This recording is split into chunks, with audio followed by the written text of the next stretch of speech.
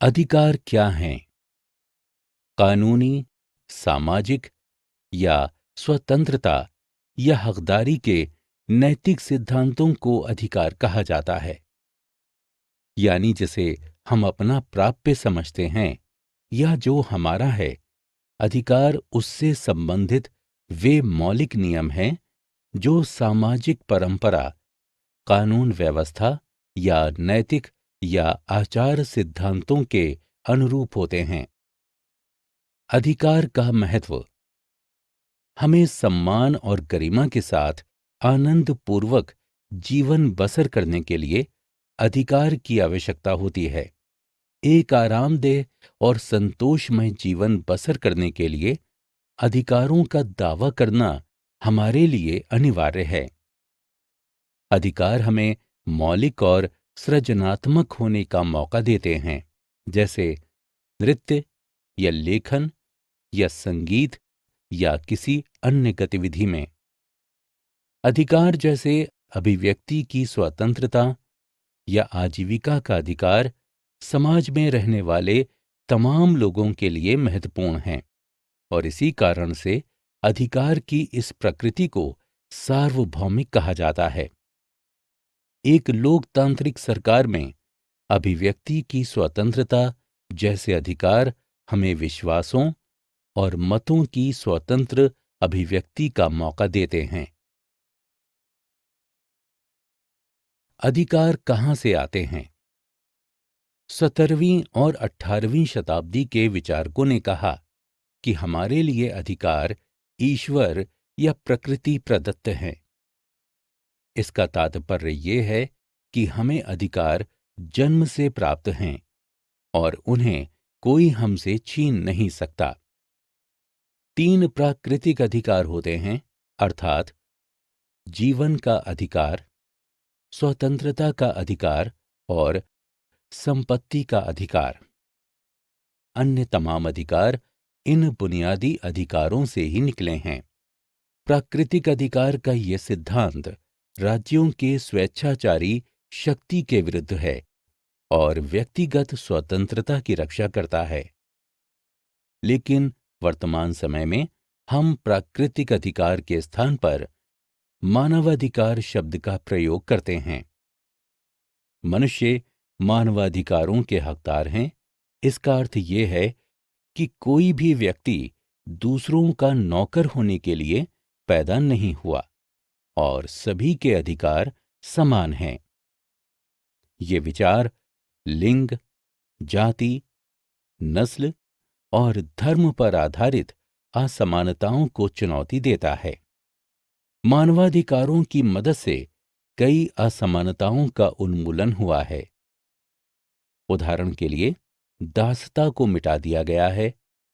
मानवाधिकारों के विस्तार के फलस्वरूप हमने पर्यावरण की सुरक्षा को एक अधिकार के रूप में शामिल कर दिया है।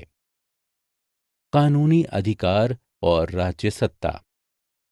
अधिकार अधिक कारगर बन जाते हैं जब उन्हें राज्य द्वारा मान्यता मिल जाती है। अनेक देशों में अधिकारों के विधेयक वहां के संविधान में सम्मिलित हैं। हमारे संविधान में भी मौलिक अधिकार हैं। अधिकारों के माध्यम से लोग राज्य सत्ता से कुछ मांग सकते हैं।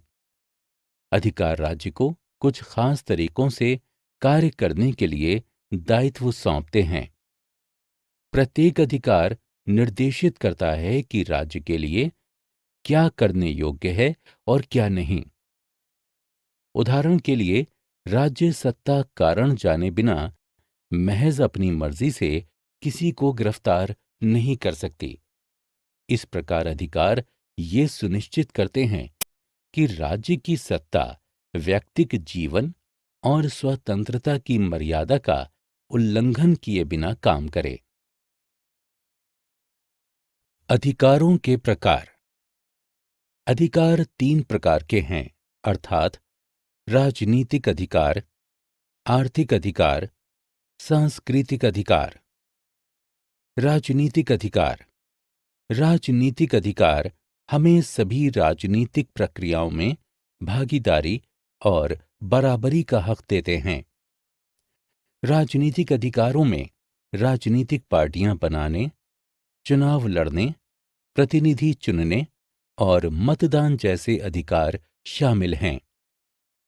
राजनीतिक अधिकार नागरिक स्वतंत्रताओं से जुड़े होते हैं। नागरिक स्वतंत्रता का अर्थ है प्रतिवाद करने तथा असहमति प्रकट करने का अधिकार, विचारों की स्वतंत्र अभिव्यक्ति का अधिकार, स्वतंत्र और निष्पक्ष न्यायिक जांच का अधिकार। राजनीतिक अधिकार और नागरिक स्वतंत्रता एक लोकतांत्रिक प्रणाली के बुनियाद होते हैं। राजनीतिक अधिकार हम तभी उपयोग कर सकते हैं जब आवास, वस्त्र, भोजन और पर्याप्त मजदूरी जैसी बुनियादी जरूरतें पूरी हों। आर्थिक अधिकार। आर्थिक, सामूहिक और सांस्कृतिक अधिकार सामाजिक आर्थिक मानवाधिकार हैं, जैसे कि विज्ञान और संस्कृति का अधिकार, पर्याप्त रूप से स्तरीय जीवन का अधिकार, आवास का अधिकार, स्वास्थ्य का अधिकार और शिक्षा का अधिकार। सांस्कृतिक अधिकार।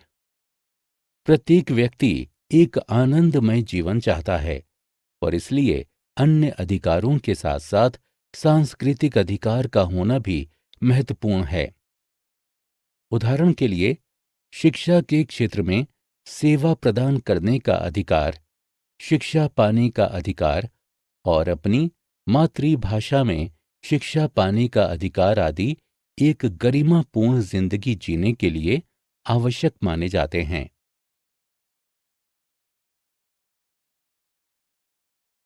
सारांश। हमने जो कुछ सीखा है उसे संक्षेप में दोहराएं। अधिकार मूल रूप से हकदारी है जिसका आनंद हम नागरिक, एक व्यक्ति और मनुष्य के रूप में ले सकते हैं। ये ऐसे दावे हैं जिसका समाज द्वारा औचित्य सिद्ध हुआ है। हमें सम्मान और गरिमा से जीवन जीने हेतु अधिकार की आवश्यकता होती है। अधिकारों का दावा किया जाता है क्योंकि वे हमारे कल्याण के लिए अनिवार्य हैं। ये व्यक्तियों को अपनी प्रतिभा और रुचियों को विकसित करने में मदद करते हैं।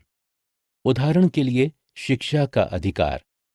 एक शिक्षित व्यक्ति अपने कौशल को विकसित करके जीवन में प्रगति कर सकता है।